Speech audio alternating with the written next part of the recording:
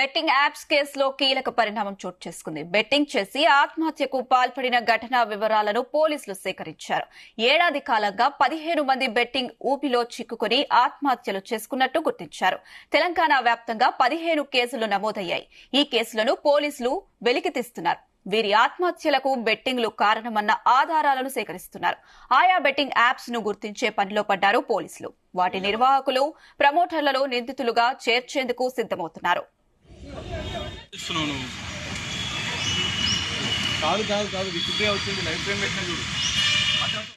ఇదే అంశానికి సంబంధించి మరింత సమాచారం మా క్రైమ్ బ్యూరో చీఫ్ రవితేజ అందిస్తారు. రవితేజ, చెప్పండి.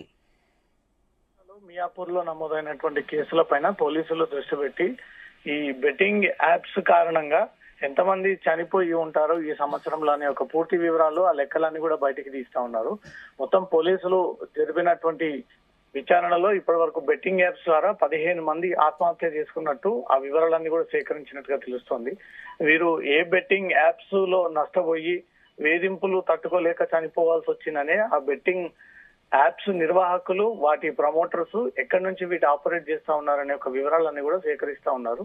ఈ సంవత్సరంలోనే 15 మంది ఈ బెట్టింగ్స్ బారిన పడి వీళ్ళు డబ్బులు పోగొట్టుకొని తిరిగి ఆ అధిక వడ్డీలు భరించలేక ఆత్మహత్యలకు పాల్పడతా ఉన్నారనే దానిపై కూడా పోలీసులు ఆ వివరాలను కూడా సేకరించి కొత్తగా ఈ బెట్టింగ్ యాప్స్ వీటిని ప్రమోట్ చేసినటువంటి వ్యక్తులు ఆత్మహత్య చేసుకున్న తర్వాత వాళ్ళ కుటుంబాల నుంచి వచ్చినటువంటి ఫిర్యాదుల పైన దృష్టి పెట్టినటువంటి పోలీసులు ఈ పంజాగుట్టలో అటు మియాపూర్ లో నమోదైనటువంటి కేసులు కాకుండా ఇంకా కొత్త కేసులని నమోదు చేసి పోలీసులు మొత్తం రాష్ట్ర వ్యాప్తంగా ఎవరైతే ప్రమోటర్స్, సోషల్ మీడియా ఇన్ఫ్లుయెన్స్, విదేశాల నుంచి రన్ అవుతున్నటువంటి ఈ బెట్టింగ్ యాప్స్ ని పూర్తి స్థాయిలో అరికట్టేటువంటి ప్రయత్నంలో భాగంగానే పోలీసులు దీనిపైన స్పెషల్ డ్రైవ్ చేయబోతా ఉన్నారనే సమాచారం అందుతా ఉంది.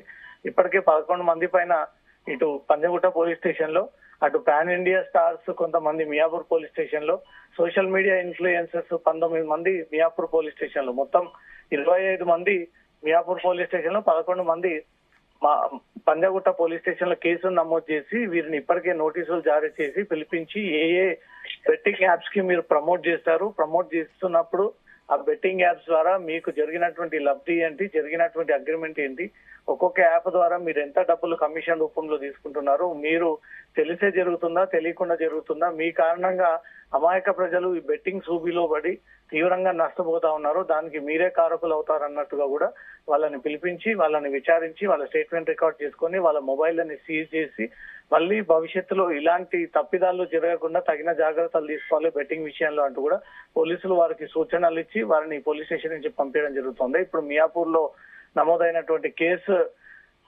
లీస్ట్ లో ఉన్నటువంటి నిందితులు విజయ్ దేవరకొండ, ప్రకాష్ రాజ్, మంచులక్ష్మి, నిధి అగర్వాల్ ఇలాంటి పేరు మోసినటువంటి సినీ ప్రమోషన్స్ కి పాల్పడుతూ వీళ్ళు అడ్డదారులు దొక్కుతా ఉన్నారు. ఏ స్థాయిలో ఉన్నా సరే, వాళ్ళు పాన్ ఇండియా స్టార్ అయినా సరే, టాలీవుడ్ సెలబ్రిటీలు అయినా సరే, ఈ బెట్టింగ్ యాప్స్ విషయంలో వాళ్ళు కనీసం నైతిక బాధ్యత, మోరల్ వాల్యూస్ పాటించకుండా మానవత్వం లేకుండా వ్యవహరించారనేది మాత్రం పోలీసులు భావిస్తా ఉన్నారు. త్వరలో మియాపూర్ పోలీసులు ఈ ప్యానింగ్ స్టార్ లో ఉన్నటువంటి ఈ సెలబ్రిటీలందరికీ, టాలీవుడ్ కు చెందినటువంటి సెలబ్రిటీలు అందరూ కూడా నోటీసులు ఇస్తా ఉన్నారు. అంతకు ముందు ఈ బెట్టింగ్స్ బారిన పడి చనిపోయినటువంటి ఈ 15 వ్యక్తుల కుటుంబాలకు సంబంధించి వివరాలు సేకరిస్తా ఉన్నారు. వాళ్ళ నుంచి కూడా అధికారికంగా ఫిర్యాదులు ఏవైనా గతంలో అందాయా, ఫిర్యాదు అసలు చేశారా, చేయలేదా, చేయకపోతే వారి నుంచి ఫిర్యాదు అందజేసుకొని వాళ్ళు ఆత్మహత్యకు ఈ బెట్టింగ్ యాప్ కారణమైతే ఆ బెట్టింగ్ యాప్ నిర్వాహకులు, దాని ప్రమోటర్లు, ఆ సోషల్ మీడియా ఇన్ఫ్లుయెన్స్ పైన కూడా తాజాగా మళ్ళీ కేసులు నమోదు చేసేటువంటి అవకాశం ఉంది అనుష.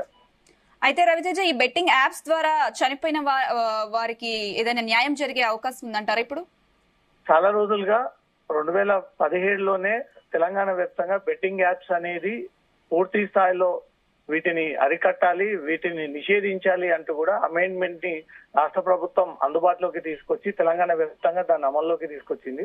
తెలంగాణ కేంద్రంగా కాకుండా వీళ్ళు ఇతర రాష్ట్రాల నుంచి, దేశాల నుంచి, బ్యాన్ ఉన్నటువంటి రాష్ట్రాల్లో కాకుండా ఇతర రాష్ట్రాల నుంచి బెట్టింగ్ యాప్స్ ని రన్ చేస్తూ దాంట్లో తెలంగాణలో ఉన్నటువంటి సోషల్ మీడియా ఇన్ఫ్లుయెన్స్ ని, సినీ సెలబ్రిటీలను, ప్యాన్ స్టార్లని దాంట్లో వాడుకొని ఈ బెట్టింగ్ ప్రమోషన్స్ కి పాల్పడతా ఉన్నారనే దాంట్లో కూడా పోలీసులు గుర్తించారు. కాబట్టి ఈ 15 మంది కుటుంబాలకు చెంది గతంలో ఏవైనా వీళ్ళు ఫిర్యాదులు అందజేశారా, అందజేయలేదా, అందజేయకపోతే మాత్రం ఈ 15 మంది మృతికి కారకులైనటువంటి బెట్టింగ్ యాప్స్ నిర్వాహకులు, వాటి ఫౌండర్లు, బెట్టింగ్ యాప్స్ పైన పనిచేస్తున్నటువంటి సిబ్బంది, దాన్ని ప్రమోట్ చేస్తున్నటువంటి సోషల్ మీడియా ఇన్ఫ్లుయెన్స్ సెలబ్రిటీలు, వీరందరిపై కూడా చర్యలు తీసుకోవడానికి తెలంగాణ ప్రభుత్వం, తెలంగాణ పోలీస్ శాఖ దీన్ని కట్టుదిట్టంగా ముందుకు తీసుకెళ్లేటువంటి ప్రయత్నాలు జరుగుతున్నట్టుగా మాత్రం సమాచారం అందుతుంది.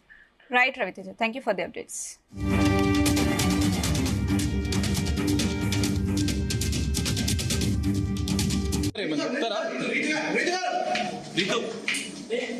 అంటే ఏమని చెప్తారా మీరు నోటీసులు?